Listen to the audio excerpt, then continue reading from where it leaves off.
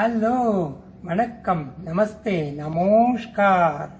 நான் தான் உங்க ஸ்ரீராம். அடா அன்பிற்கும் உண்டோ அடைக்கும் தாழ். பொழிஞ்சிட்டீங்க போங்க.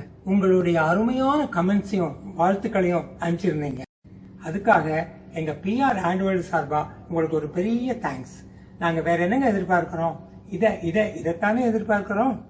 வரப்போற எங்க நிகழ்ச்சிகள்ல பல சுவாரஸ்யமான பாடல்களும் உங்களுக்காக வழங்க போறோம். அதனால எங்க PR ஆட்வேர்ல்டு வழங்குற நிகழ்ச்சிகளை மிஸ் பண்ணாம பாருங்க. இன்னொரு முக்கியமான விஷயம் உங்களுக்கு ஞாபகப்படுத்துறேன். நாங்க வழங்குற நிகழ்ச்சிகளை தொடர்ந்து பார்த்து ரசிக்க சப்ஸ்கிரைப் பண்ணுங்க, லைக் பண்ணுங்க, ஷேர் பண்ணுங்க. உங்க வேல்யூபிள் கமெண்ட்ஸை கமெண்ட் பாக்ஸ்ல போடுங்க. நீதிக்கதைகள் வரிசையில் இன்று 2வது நீதிக்கதையை பார்த்து ரசியுங்கள்.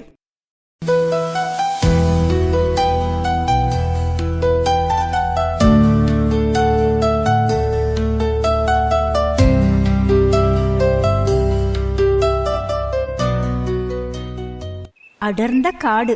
அங்கு பசுமையாக சூழ்ந்த மரங்களின் இடையே அழகான ஒரு பறவையின் கூடு இருந்தது. அந்த கூட்டில் ஒரு ஜோடி பறவைகள் மகிழ்ச்சியாக வசித்து வந்தன. அந்த அழகிய இரு பறவைகளும் நீல நிறம் கலந்த மஞ்சள் தோற்றத்துடன் நீண்ட அலகுகளும் மென்மையான இறகுகளும் கொண்டிருந்தன.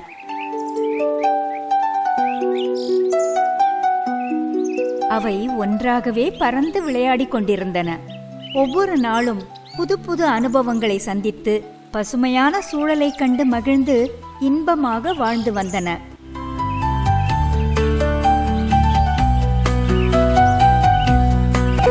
ஒரு நாள் அந்த காட்டிற்குள் ஒரு வேடன் நுழைந்தான்.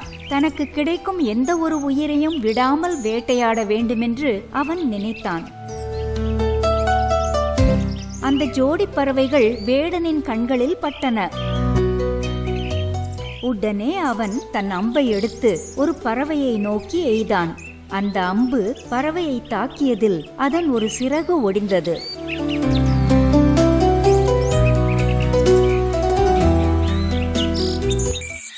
தண்ணீரில் தவிக்கும் மீனைப் போல் அந்த பறவை துடித்தது. ஆனால் சற்று நேரத்தில் சிறகொடிந்த அந்த பறவை தனது ஒற்றை சிறகுடன் கஷ்டப்பட்டு வேடனிடமிருந்து தப்பிச் சென்றது. அது ஒரு மரக்கிளையில் அமர்ந்து தன் துன்பத்தை கடந்து வாழ்வதற்கான வழிகளை தனது ஜோடியுடன் சேர்ந்து யோசித்தது. அதன் ஜோடி தன்னால் இயன்ற உதவிகளை செய்து அதை மகிழ்வித்தது. சிறகொடிந்த அந்த பறவை தான் கற்றுக்கொண்ட பயிற்சியால் மீதமுள்ள ஒற்றை சிறகுடன் மகிழ்ச்சியாக வாழ கற்றுக்கொண்டது. இழந்ததை நினைத்து வருந்தாமல் இருப்பதை கொண்டு சிறப்பாக சந்தோஷமாக வாழ முடியும் என்பதை இந்த சிறிய பறவையிடமிருந்து நாமும் கற்றுக்கொள்வோமே. கதை தரும் நீதி. துணிவிருந்தால் ஒற்றை சிறகுடன் விண்ணை கூட தொட முடியும் என்ற உண்மையை இந்த கதை நமக்கு உணர்த்துகிறது. முயற்சி திருவினையாக்கும்.